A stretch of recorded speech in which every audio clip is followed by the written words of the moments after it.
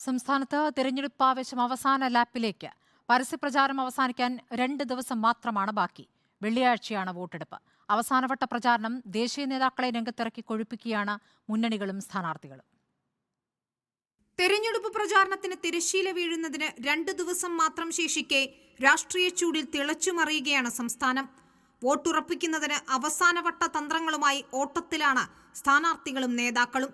സംസ്ഥാനത്ത് തമ്പടിച്ച കേന്ദ്ര നേതാക്കളും അവസാനവട്ട പ്രചാരണം കൊഴുപ്പിക്കുന്നുണ്ട്.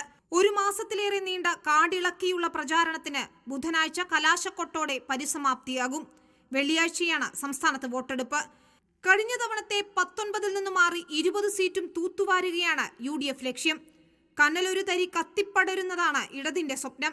കേരളം ബാലികേറ മലയല്ലെന്ന് തെളിയിക്കാൻ അടവ് 18 പയറ്റുകയാണ് BJP. പ്രചാരണത്തിന്റെ അവസാന ഘട്ടത്തിലും മുന്നണികൾക്കോ സ്ഥാനാർത്ഥികൾക്കോ അവകാശവാദങ്ങൾക്ക് കുറവില്ല.